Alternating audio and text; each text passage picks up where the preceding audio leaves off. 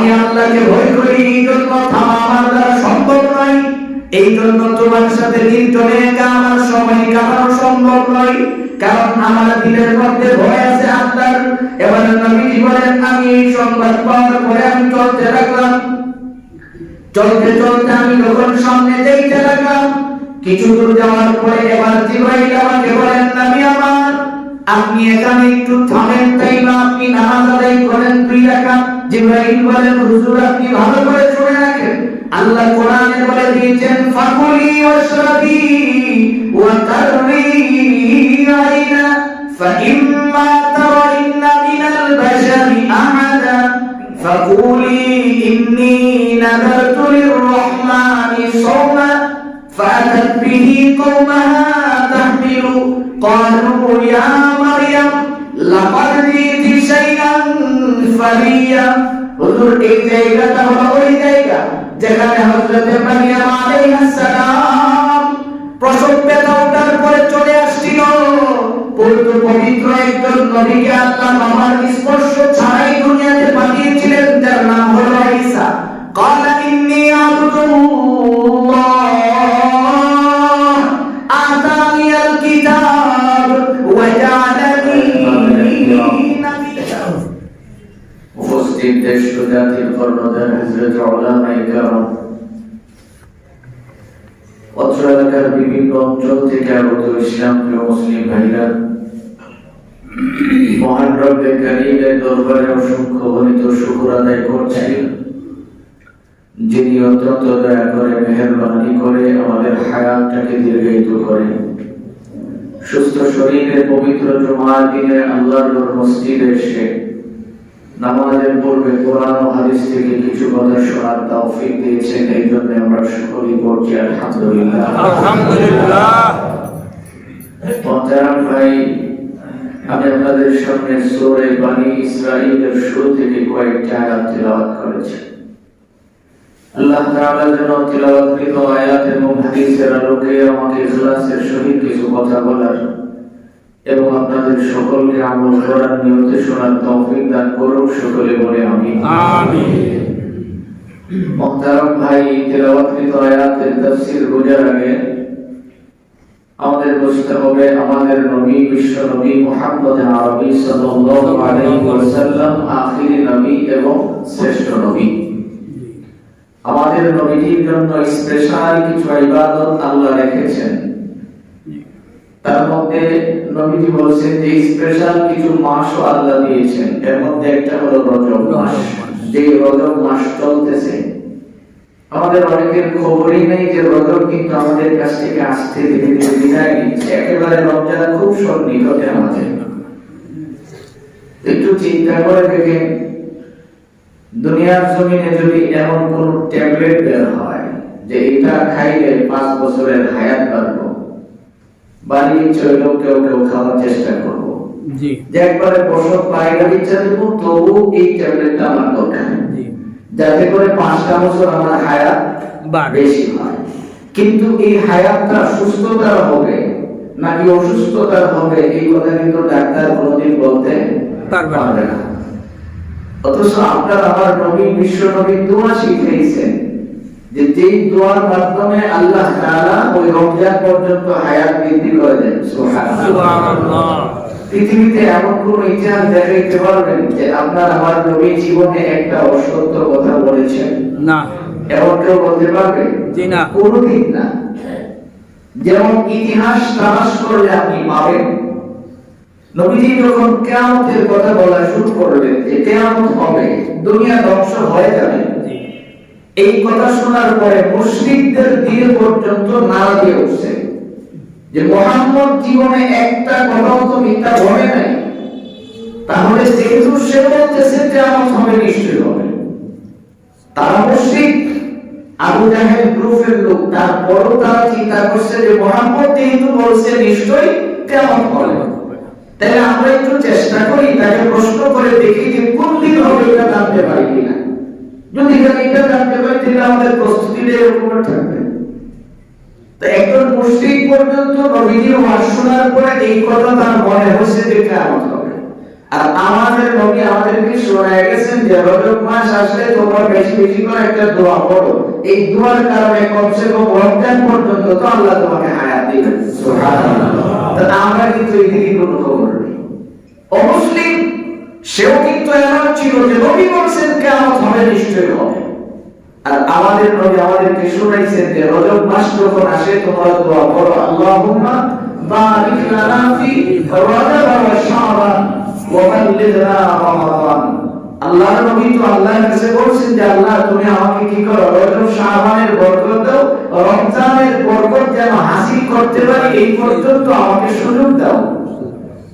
তাহলে আপনি চিন্তা করে দেখেন, এক মাস হায়াত না, কোন দিন মারা যাবো এটাও জানে না, আইসিইউতে ঢোকার পরেও লক্ষ লক্ষ টাকা বের দিয়ে কিছু সময় জীবিত থাকুক। সন্তানেরও চাই যে আমার বাবা কিছু সময় জীবিত থাকুক। অথচ আল্লাহর নবী বলেছেন যে এই দোয়াটা যদি কেউ দিল থেকে পড়ে তাহলে কি পরিমাণে আল্লাহ কবুল করে। যেমন ইতিহাস তালাশ করলে আমরা পাই ঈসা আলাইহিস সালাম দোয়া করেছিলেন, যে দোয়ার কারণে আল্লাহ রাব্বুল আলামিন ওনার দোয়া কবুল করে আখির নবীর উম্মত হিসেবে আল্লাহ তাকে কি করেছেন, কবুল করেছেন। এই জন্য আসুন মুহতারাম ভাই, এই রজবকে ঘিরে আমাদের অনেক বিভিন্ন বিষয় আমরা জানি যে এই রজব মাসে নবীজি মেরাজে গিয়েছিলেন, এটা সত্য। এটাকে অবিশ্বাস করার কোনো সুযোগ নাই। একজন মুসলিম যদি অবিশ্বাস করে তাহলে সে মুসলমান থাকতে পারে না। যেহেতু আল্লাহ তাআলা আমার তিলাওয়াতকৃত আয়াতে মসজিদে আকসা পর্যন্ত বলেছেন, এই পর্যন্ত যদি কেউ অবিশ্বাস করে তাহলে তার ঈমান থাকবে না।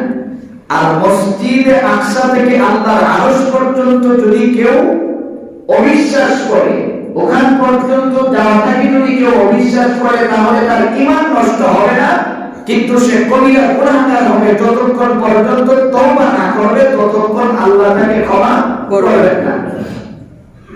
এই দুইটা বিষয় আমরা একটু কোরআনের আলোকে বোঝার চেষ্টা করব। ইতিহাস যদি আমরা তালাশ করি তাহলে দেখতে পাই দুনিয়ার জমিনে একজন মানুষ দলের জন্য মনে করেন অনেক ত্যাগ করছে। আমাদের দেশে তো এমনও মন্ত্রী এমপি আছে যারা দলের জন্য জীবনে বিরাও করে নেই, যার কারণে আমাদের মাননীয় প্রধানমন্ত্রী এদেরকে বিশেষ স্পেশালি সুযোগ সুবিধাও দিয়েছেন। সুবিধা পাওয়ার পরে কেউ কেউ বিয়েও আবার করেছে। তো এখন কথা হলো যে দলের জন্য না, একজন মানুষের জন্য যদি মানুষ কুরবানি করে এই মানুষ তার কথা মনে রাখে। বেশি করে আমি আপনাদেরকে বোঝার জন্য বলি, যেমন আমার এলাকার যে রানিং চেয়ারম্যান হচ্ছে, এই লোকের সাথে আমার খুব বেশি সম্পর্ক। গতকালকে তার শপথ গেছে, কমসে কম 100 ফোন আমার এসে দিছে। একটু সম্পর্কের কারণে যে ভাই আমার শপথটা কমসে কম আপনি একটু থাকলে আমার ভালো লাগবে। তা আপনিও যদি কারোর জন্য আপনি একটু ছাড় দেন অথবা একটু চেষ্টা করেন, এই লোক আপনাকে সম্মান দিতে চেষ্টা করে। ইতিহাস থেকে ভাই আমাদের নবী মানুষকে দাওয়াত দিতে জায়গায় জায়গায় মার খাইছেন, কষ্ট পাইছেন, এমন এক পর্যায়ে চলে গেছে কষ্ট করতে করতে তার সর্বশেষ পর্যায়ে আম্মাজান খাদিজাতুল কুবরা যখন ইন্তেকাল করছেন, নবী একেবারে ভেঙে পড়ছেন। আপনারা জানেন খাদিজাতুল কুবরা রাদিয়াল্লাহু আনহা যতদিন জীবিত ছিলেন নবীজির দিলের মধ্যে কোনো পেরেশানি ছিল না। কারণ ইসলাম নিয়ে আসার পরে খাদিজাতুল কুবরা আমরা গত কয়েকদিন আগে শুনেছি নবীজিকে কি পরিমাণে সান্ত্বনা দিয়েছিলেন।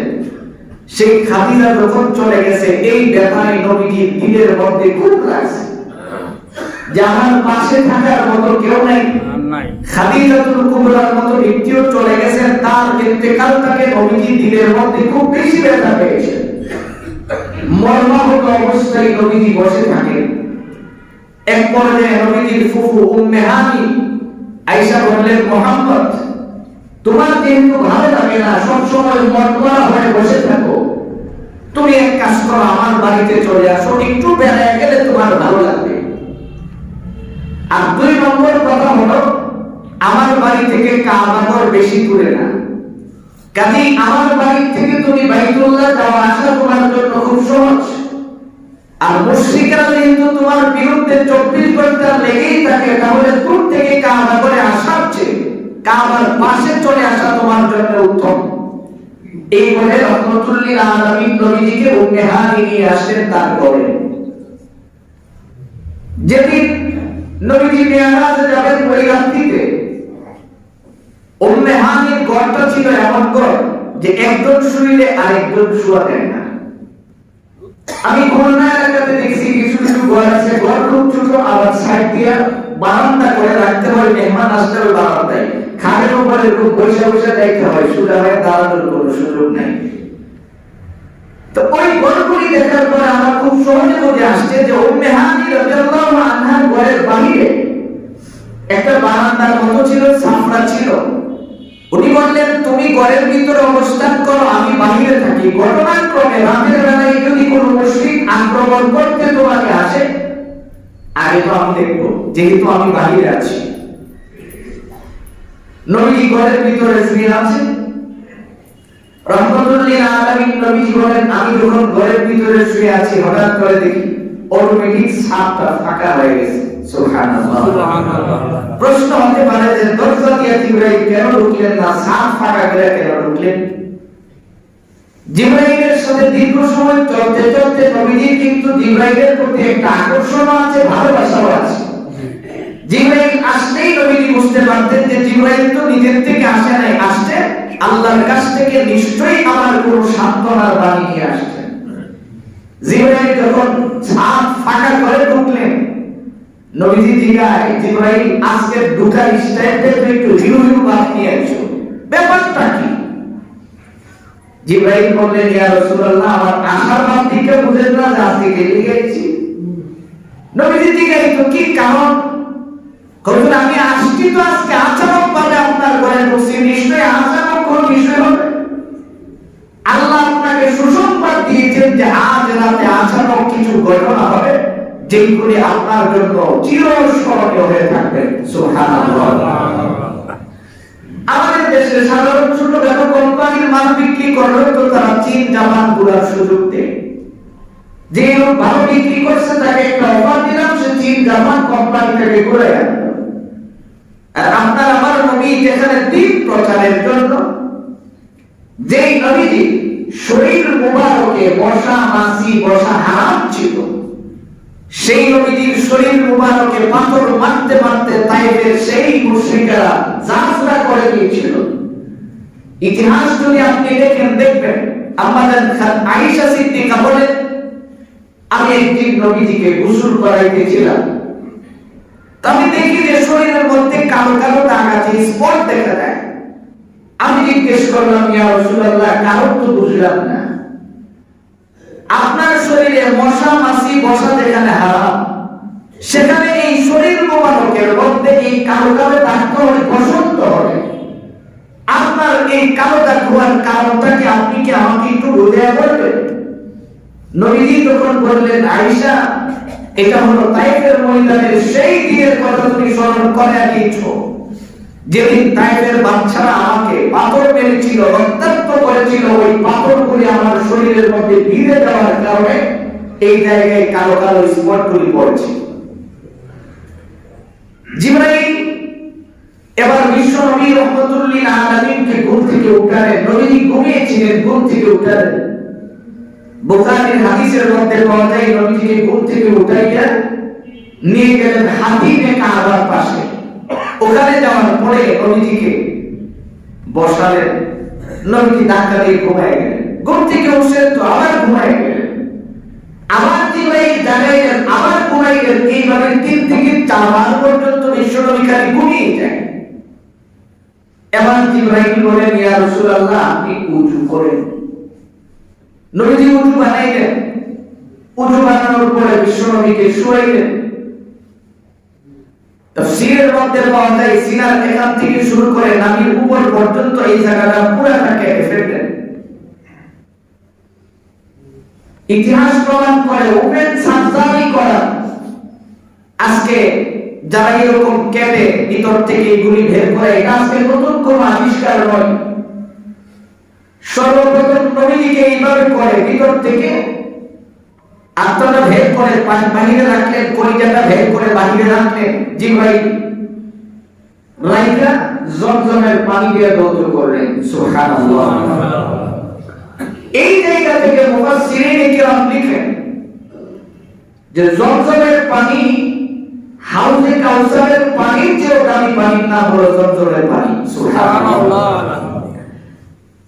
তা যদি না হইতে আল্লাহ তাআলা সেই হাউজে কাউসারের পানি দিয়ে তো নবীজির সিনা মুবারক তৈরি করতে পারতেন, কেন জমজম দিয়ে করলেন? কারণ জমজমের পানিটা অনেক ইতিহাস বের করে আমাদের কাছ পর্যন্ত পৌঁছেছে, যার পিছনে অনেক মেহনত আছে। এই জন্য আদৌ প্রমাণ করে কোন মুসলমান সমস্ত পানি বসে পান করা সুন্নাহ, একমাত্র জমজমের পানি দাঁড়িয়ে পান করা সুন্নাহ। কেউ যদি নিয়ত করে যে কোনো অসুবিধার জন্য পান করতে পারে, আল্লাহর কসম করে বলি, যদি কেউ 100% বিশ্বাস নিয়ে পান করে, রব্বে কারীম তাকে পূর্ণ সুস্থতা দান করে। পুরোপুরি প্রমাণ আছে। এখন আমারটা যদি না হয়, বুঝতে হবে আমার দিলের মধ্যে সমস্যা, বুঝতে হবে আমার নিজের সমস্যা। কারণ আমি ওই পরিমাণে বিশ্বাস করে জমজম পান করতে পারি নাই।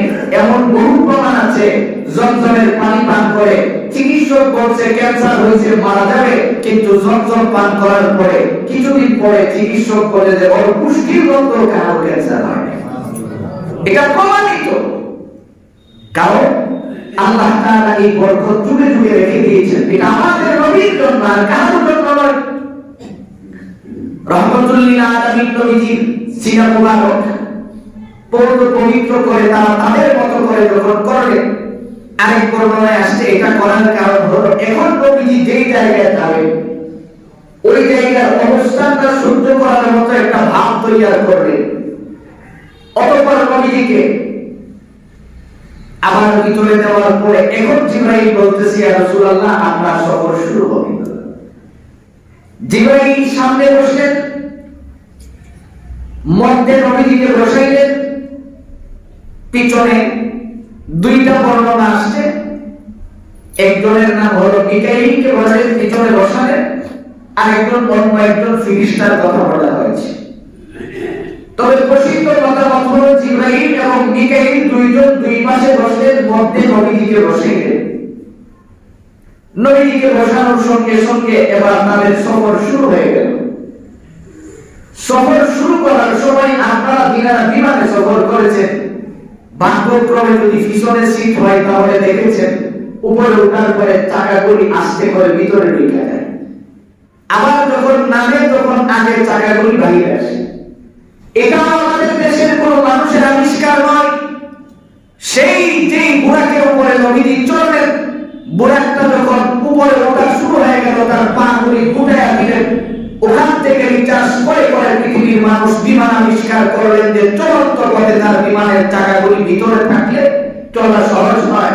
এটা দেখাইলেন নবীজির সেই বুড়াক, যে বুড়াক উপরে ওঠার সময় আস্তে আস্তে করে তার পা গুলি গুটিয়ে ফেললেন। এবার চলতে লাগলেন। চলতে চলতে বিশ্ব নবী বলেন, আমি কিছু দূর যাওয়ার পরে, কিছু সময় অতিক্রম করার পরে আমার মনে হলো সাদা দপ্তরে একটা জমিন দেখা যায়। জিবরাইল আমাকে বললেন, হুজুর এখানে একটু নামতে হবে। আমি এখানে নামলাম। নামার পরে বললেন, ইয়া রাসূলুল্লাহ আপনার একটু নামাজ আদায় করেন 2 রাকাত। রহমতুল লিল আলামিন নবীজি বলেন, আমি নামাজ আদায় করলাম। 2 রাকাত নামাজ আদায় করার পরে এখানে যখন নাইমা আমি 2 রাকাত নামাজ আদায় করলাম, দেখি খেজুরের গাছ দেখা যায় কিন্তু জমিনটা সাদা। জিবরাইল আমাকে বললেন, ইয়া রাসূলুল্লাহ এই জমিনের নাম হলো মদিনাতুল মুনাওয়ারা, যেটা আপনি কিছুদিন পরে মুশরিকদের ওখান থেকে জ্বালা যাতনা সহ্য করতে না পারার কারণে আল্লাহ আপনাকে নির্দেশ দিলেন আপনি হিজরত করে যেখানে আসবেন মদিনা। এই মদিনাতুর রাসূল আপনি এই জায়গায় আগেই নামাজ পড়ে যান, কারণ এই জায়গার মধ্যেই আপনার কিছুদিন পরে আসতে হবে। এই কথা বলার পরে নবী বললেন, ঠিক আছে চলো। তারপর আবার যখন চলতে শুরু করলেন, চলতে চলতে এবার এক পর্যায়ে নবী মুহাম্মদ রাসূলুল্লাহ সাল্লাল্লাহু আলাইহি ওয়াসাল্লামকে আমার জিবরাইল বললেন, ইয়া রাসূলুল্লাহ আপনি এখানে একটু থামেন, এখানে আপনি একটু দাঁড়ান, একটু নামাজ আদায় করেন। এই দুইটা জায়গার মাঝামাঝি নবী যখন চলতে লাগলেন, কিছু দূর যাওয়ার পরে একজন সাদা বস্ত্রে ফুল তার শরীর নবীকে ডাকলেন। জিবরাইল বলেন, ইয়া রাসূলুল্লাহ, এই লোকের দিকে আপনার তাকানোর প্রয়োজন নাই। চলে গেলেন। আরেকটু সামনে যাওয়ার পরে একবারে সাদা চুলওয়ালি একজন মহিলা, সুন্দর লোক, সাদা, ডাকলেন।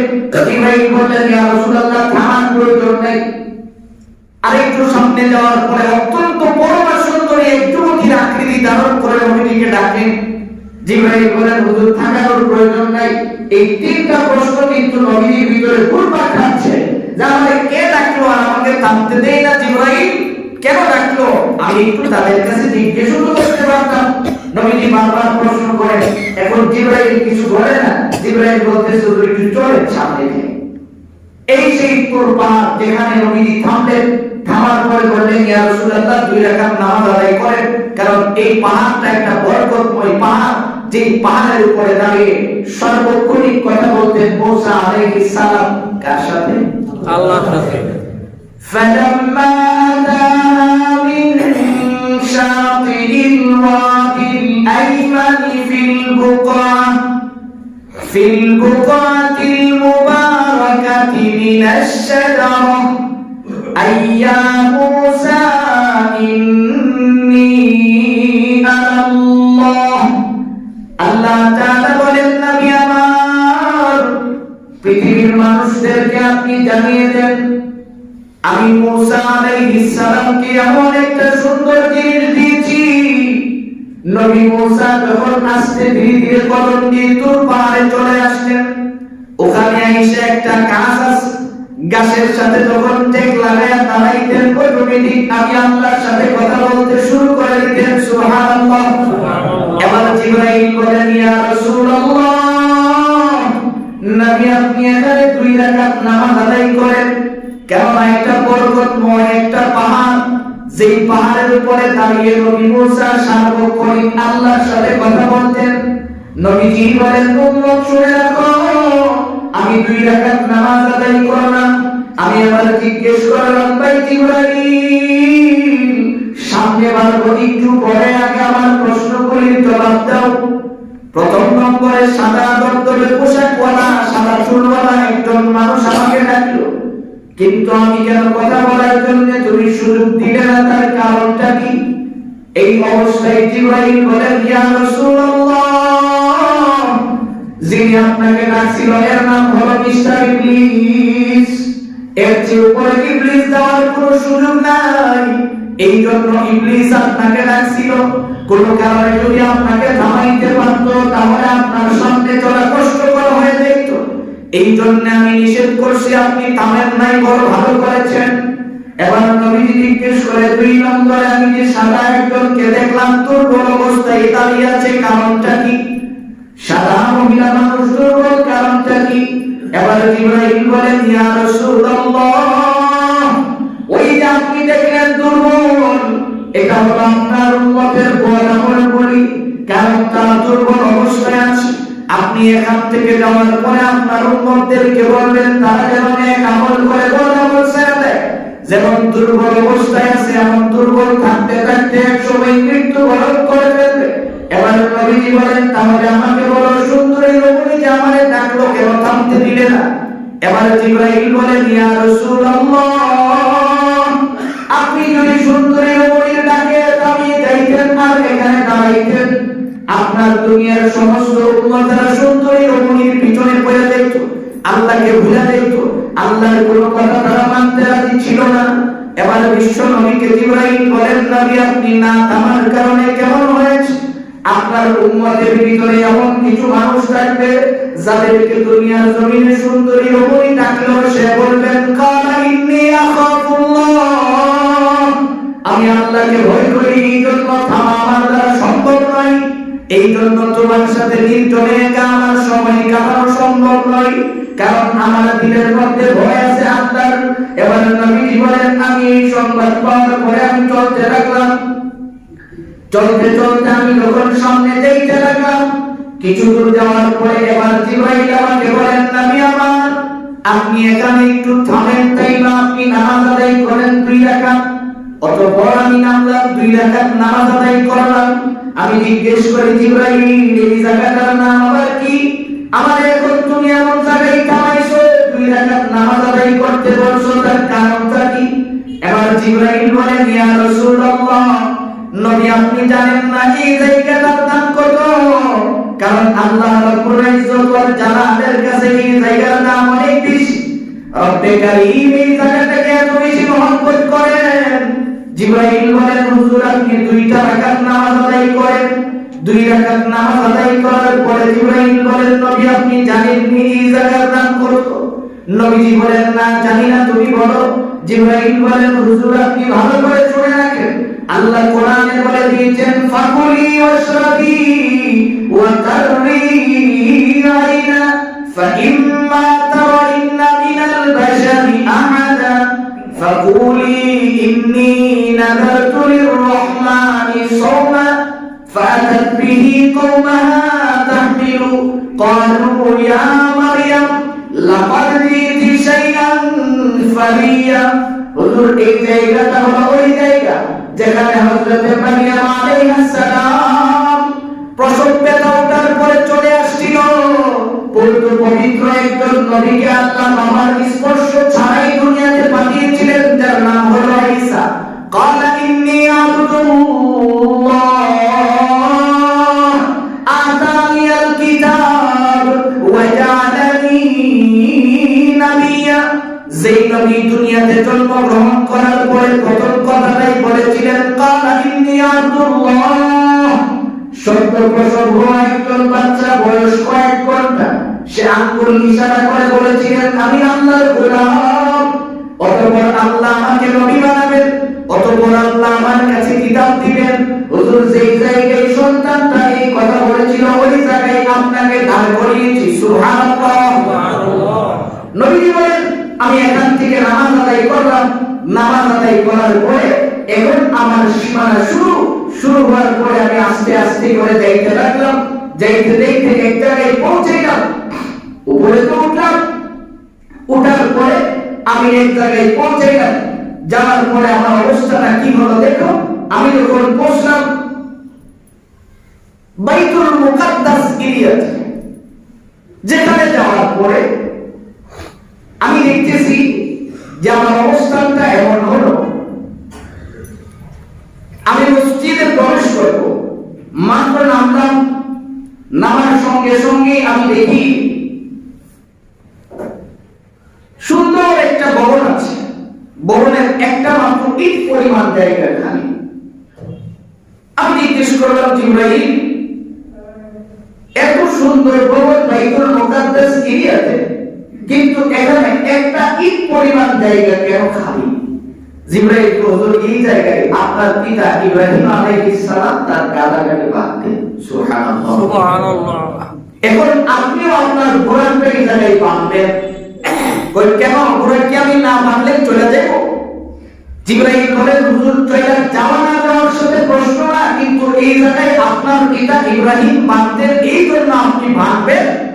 বাঁধলে আপনার সুন্নাত আদায় হবে, কারণ এটা ছিল ইব্রাহিম আলাইহিস সালামের সুন্নাত বাঁধা। এখন আপনি মনে করেন আপনি গরুর একটা ছায়া দিবেন, ছায়া দিয়ে আল্লাহকে পরীক্ষা করবেন, এটা হতে পারে না। বাঁধা পর্যন্ত আপনার দায়িত্ব, আর এটাকে হিফাজত করার দায়িত্ব আল্লাহ। কিন্তু আপনি বাঁধতে হবে, এটা হলো আপনার পিতা ইব্রাহিমের সুন্নাত। এবার নবীজি বলেন, আমি যখন আস্তে আস্তে করে আমি একটু উপর দিকে যাইতে লাগলাম, আমি সালাম শুনতেছি। সালাম আমাকে 3 বার আমি সালাম শুনলাম, 3জন দেখে আমার সালাম দিল দূরে দূরে। এই কথা বলার পরে নবীজি বলেন, আমাদের যে সালাম দিছে এই সালাম গুলি কে দিছে বলো? এবার জিবরাইল কই, ইয়া রাসূলুল্লাহ আপনি যে প্রথম সালামটা শুনছেন এটা আপনার পিতা ইব্রাহিম আলাইহিস সালাম আপনাকে সালাম দিয়েছেন। সুবহানাল্লাহ। এবার 2 নম্বরে সালাম দিয়েছেন ইনি হলেন হযরত মুসা আলাইহিস সালাম, আর 3 নম্বরে আপনাকে যিনি সালাম দিয়েছেন ইনি হলেন হযরত ঈসা আলাইহিস সালাম। এই 3 জন ব্যক্তি আপনাকে সালাম দিলেন। এই কথা বলার পরে নবীজি বলেন, আমি তো যাচ্ছি, যাওয়ার পথে কিছু কিছু জিনিস আমার সামনে পড়লো। আমি এক জায়গায় দেখলাম কিছু ভালো সুস্থ সবল মানুষ আছে, কিন্তু এই মানুষগুলিকে পাথর দিয়ে পিটাইয়া পিটাইয়া তাদের মাথা ভেঙে চুরমার করে দেওয়া হচ্ছে। আবার সুস্থ হয়ে গেল, পিটা দিয়ে আমি যাইতে যাইতে আবার সুস্থ হয়ে যায়, আবার এমআই লাগে। তারপর আমি নরকের মধ্যে ফেলে দেওয়া হয়েছে। তারা ওখানে হাওমাও করে কাঁপতেছে। আমি জিবরাইলকে জিজ্ঞেস করলাম, জিবরাইল কারণটা কি? জিবরাইল হুজুর সামনে বাড়েন। তারপর নবীজি বলেন, আমি যাওয়ার পরে দেখলাম কিছু এমন নারী দেখছি যাদের চুল এবং স্তনের মধ্যে বাইদা বাইদা একেবারে আগুনের উপরে লটকে রাখছে। আমি জিজ্ঞেস করলাম, এইগুলি কি? নবীজি জিবরাইল বলতেছে, আরেকটু সামনে চলেন, কথা বলে পরে বিশ্বনবী বলেন, আমি আরেকটু সামনে যাওয়ার পরে দেখতেছি একদল খালি ফসল লাগাচ্ছে আর ফসল পূর্ণ হচ্ছে, হওয়ার পরে এটাকে কাইটে কাইটে ফালায় দিতেছে, এটা সব ধরেও না। এই কথা জিজ্ঞেস করলাম যে এটা কি? করুন আরেকটু সামনে যান। আরেকটু সামনে যাওয়ার পরে দেখতেছি যে রক্তের সাগরের মধ্যে কিছু কিছু মানুষ হাবুডুবু খাচ্ছে। কিনারে আসার সাথে সাথে একজন মানুষ তাকে ডিম মারে, ডিম মারার পরে আবার সে পিছনে চলে যায়। আবার আসে, আমার মায়া হলো, আমি আর বরদাস্ত করতে পারলাম না। আমি বললাম, জিবরাইল তুমি খালি আমাকে নিয়ে যাচ্ছ, তার কারণটা কেন বলো না? নবীজি বলেন, এই কথা বলতে বলতে আরেকটু সামনে আমি চলে গেলাম, যেখানে যায় দেখলাম যে করাত দিয়া মানুষের এক গাল থেকে আরেকটা গাল কাটা হচ্ছে, আবার এটা আরেকটা কাটতে কাটতে এটা পুরো সুস্থ হয়ে যাচ্ছে। আমি জিবরাইলকে বললাম যে আরেক কদমও যাবো না, আগে আমার এইগুলি বলো, আগে এই কারণগুলি আমার বুঝায় বলো। এবার জিবরাইল হুজুর বুঝতে চান, তাহলে বুঝে যাদের গাল কাটা হচ্ছে তারা হলো দুনিয়ার জমিনে মিথ্যা সংবাদ প্রচারকারী। তারা হলো দুনিয়ার জমিনে যে কোনো সংবাদ, এবং আপনি মিডিয়ার মাধ্যমে হোক আর আপনি কোনো মানুষের কাছে যেয়ে হোক, মিথ্যা কোনো জিনিস তারা প্রচার করে, তাদের গালগুলি এইভাবে কাটা হচ্ছে। নবীজি জিজ্ঞাসা, কতদিন কাটবো? জিবরাইল হুজুর কিয়ামত পর্যন্ত কাটবো, কিয়ামত পর্যন্ত কাটতেই থাকবে। এবং যারা মিডিয়ার মাধ্যমে হোক, যে কোনো মাধ্যমে হোক, আমরা যারা মিথ্যা সরবরাহ করি, আমাদের তো কিছু মানুষের কাজই এটা, সারা স্টোরে ঘুরে ঘুরে মিথ্যা সরবরাহ করা, মিথ্যা প্রচার করা।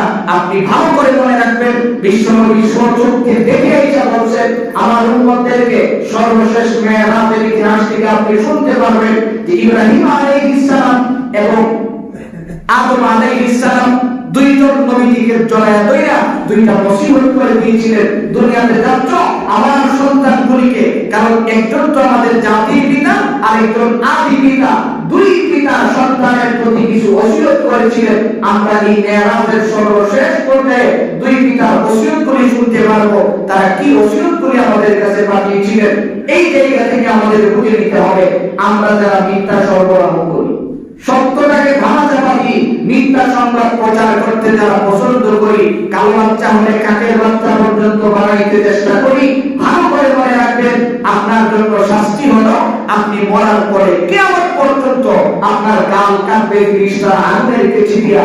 এই জন্য নবীজি বলেন, উম্মত যদি এই আযাব থেকে বাঁচতে হয়, কমসে কম তুমি মিথ্যা প্রচার বন্ধ করো, কারণ মিথ্যাচার তো এমন জিনিস যেটা আমাদের কাছে খুব মজা লাগে। আল্লাহ রাব্বুল আলামিন আমাদেরকে মিথ্যাচার থেকে হেফাজত করুন। এবার দুই নম্বর বিশ্বনবী জিজ্ঞেস করে যে এই রক্তের সাগরের মধ্যে যারা হাবুডুবু খাচ্ছে তারা কারা? তখন নবীজিকে জবাব দিলেন, ইয়া রাসূলুল্লাহ, এই রক্তের সাগরের মধ্যে হাবুডুবু খাচ্ছে বলে ওই মানুষগুলি যারা দুনিয়ার জমিনে সুদি টাকা পয়সা লাগায়, যারা সুদ খায়, যারা সুদি টাকা পয়সা লাগায়। সুদের যদি এত বরকত হইতো আর সুদের যদি এত মজা হইতো, তাহলে আল্লাহ চাকরি বাকরি ব্যবসার কথা বলতো না, খালি হইতো গর্বের বিচার সুদি লাগাইত। আল্লাহ তাআলা তো বান্দার কল্যাণ কামনা করে, সব সময় বলে দিত খালি গর্বের যা আছে সব ইচ্ছা, যত টাকা আছে একটা অফিস খুলে বলে দাও, এর থেকে খালি সুদি লেনদেন করতে থাকো। এটা যদি এত বরকত হইতো। আরেকটার মধ্যে আসে যে মানুষের এই অবস্থাটা কেন? কারণ ফসল লাগাই, ফসল কেটে কেটে নষ্ট করে ফেলাই, এটাও বলা হয়েছে সুদখোরের কথাই, কারণ সুদখোর ভালো জিনিসটাকে নষ্ট করে খারাপ একটু দিয়া, এই হলো তার কাজ। আরেক হাদিসের মধ্যে আসে আসলে দিন সুদখোরের অবস্থা এরকম হইব যে তার পেটের মধ্যে বিশাল আকৃতির একটা পেট দেখা যাইব, এটা দেখলেই মানুষ বলতো যে তাই ঠিক না, বিশাল আকৃতির পেট, একুরিয়ামের মতো, ভিতরে বড় বড় সাপ ঘুরপাক খাইতে থাকবো, তার কাছে বই মানুষ এই করে এত বড় পেট হবে। আর এই পেটের মধ্যে আমরা বাংলাদেশে একটু ফির আসি, এগুলা পেট মতো বড় আসি, চুলকাইতে পারছে না কোনো সময়। তো এরকম পেট বিশাল আকৃতি করে দেখবো, তো এটার মধ্যে সাপ ভিতরে ঘুরতেছে যে মানুষ দেখবো, তাহলে মানুষ যদি দেখতে পাই আমার পেটের ভিতরে এরকম বিশাল বড় বড় সাপ ঘুরতেছে, আমার খুব ইজ্জত হইব, আপনি বলেন ইজ্জত গুলা দেখো, দুনিয়ার সবাই যখন আপনারা দেখতেই বুঝবো যে এই লোকটি কামরা শুরু করে। এবার নবীজি জিজ্ঞেস করেন, শুনো, তাহলে আমি যে দেখলাম একদল মহিলাকে চুল এবং স্তনের মধ্যে লটকায়া আংটা দিয়া, হাদিসের মধ্যে আসছে আমাদের মাছ পানি বর্ষি দিয়ে, এরকম বর্ষি দিয়ে আমাকে উল্টা করে রাখবে। নবীজি বলেন, জিবরাইল আমাকে শুনাইছেন এই শাস্তিটা ওই মহিলাদেরকে দেওয়া হবে যারা মাথা এবং বুক খালি করে চলে। নাউযুবিল্লাহ। আযান দেখলেই কাপড় মাথায়, আযান শেষ কাপড় শেষ, না এটা কর না বাকি। এটা আমাদের ট্রেডিশন হয়ে গেছে। আমরা মহিলারা মনে করে যে আযান দিলে মাথার কাপড় ধরে রাখবো, কেলিকা যে আযান দিলে সন্তান তুলবে, আযান এখানে মাথা দিবে না। তা আপনি চিন্তা করে দেখুন, এটা কিন্তু 24 ঘন্টা তার ঢাইকা রাখা ফরজ, 24 ঘন্টার ফরজ, এটা দায়ী ফরজের মধ্যে পড়ে। যদি ওনাটা এমন হয়, কারণ আমরা তো আধুনিক যুগের মানুষ, আমরা সুবিধা বলে উন্না করলে এটা উন্না মনে হয় না। এই জন্য জর্জেট ফরজ লাগে, যেটা দিবা লাগে নিচে পড়ে, যেটা উপরে উন্না করা নিচে লাগে।